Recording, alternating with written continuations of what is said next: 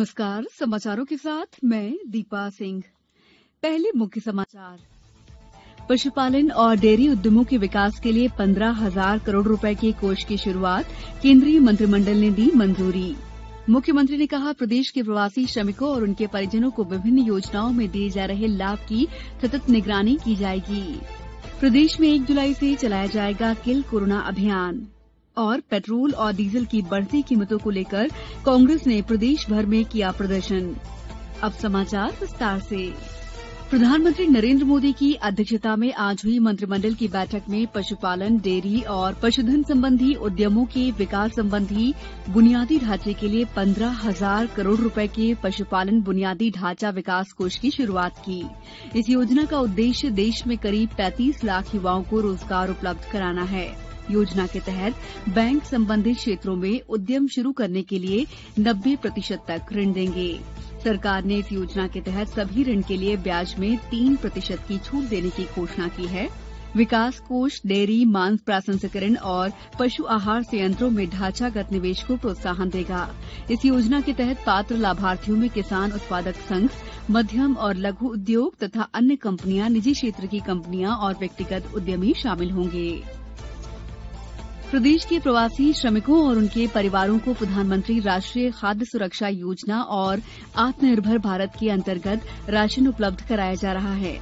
साथ ही इसकी सतत निगरानी भी की जा रही है। ये बात मुख्यमंत्री शिवराज सिंह चौहान ने आज भोपाल में प्रवासी श्रमिकों और रोजगार सेतु पोर्टल पर पंजीकृत नियोक्ताओं और रोजगार प्रदाताओं से फेसबुक लाइव और वेबकास्टिंग के माध्यम से कही। उन्होंने बताया कि 7,30,000 श्रमिक और उनके 5,79,000 परिजन प्रदेश वापस लौटे हैं। उन्होंने कहा कि प्रवासी मजदूरों की सहायता के लिए राज्य सरकार सभी संभव प्रयास कर रही है।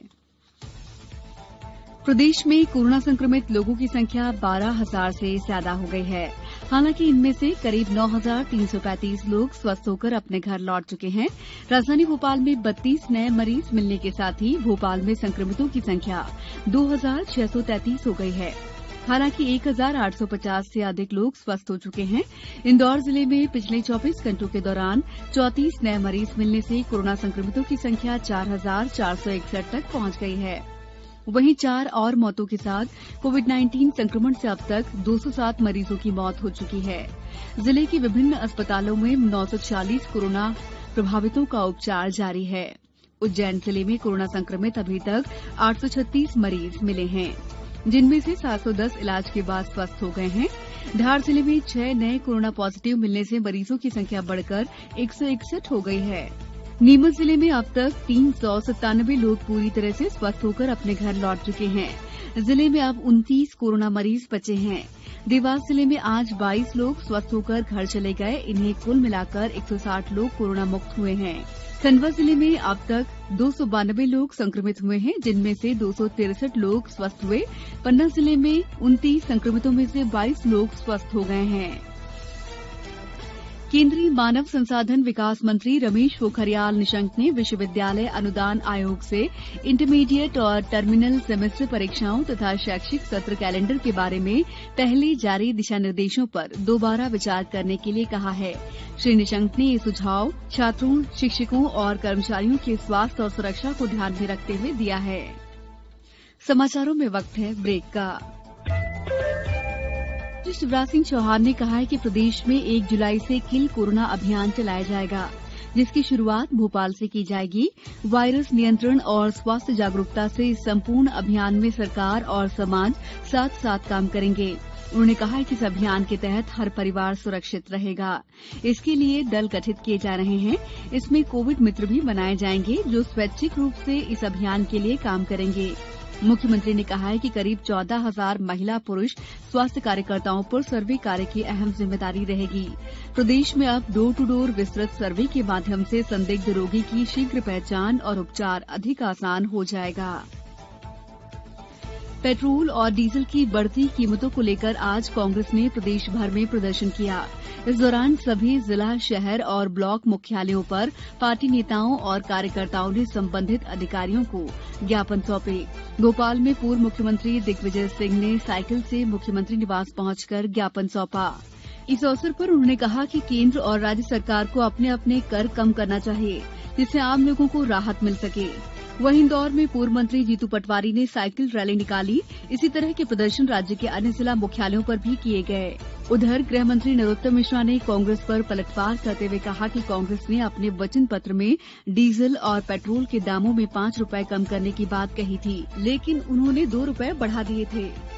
मुख्यमंत्री शिवराज सिंह चौहान ने आज कहा है कि राज्य मंत्रिमंडल का विस्तार शीघ्र किया जाएगा। श्री चौहान ने भोपाल में पत्रकारों से कहा कि मंत्रिमंडल से जुड़े सभी पहलुओं को लेकर प्रदेश संगठन से भी चर्चा हो गई है। इस संबंध में आज भोपाल में एक बैठक हुई, जिसमें भाजपा प्रदेश अध्यक्ष बीडी शर्मा, संगठन महामंत्री सुहास भगत शामिल हुए।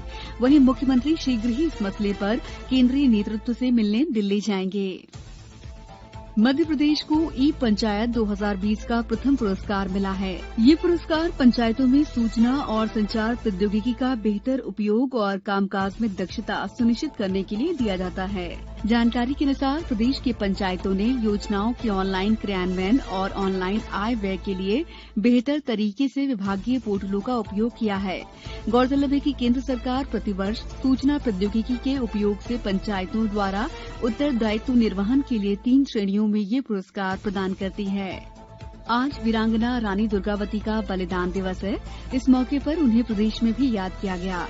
इस अवसर पर केंद्रीय पर्यटन राज्य मंत्री प्रहलाद पटेल ने उनकी प्रतिमा पर माल्यार्पण कर उन्हें श्रद्धांजलि देते हुए कहा कि दमोह जिले का ये सौभाग्य है कि वीरांगना दुर्गावती की कर्मस्थली सिंग्रामपुर रही और यही उनकी पहली राजधानी थी। उन्होंने कहा कि कार्य योजना बनाकर सिंग्रामपुर का विकास किया जाएगा।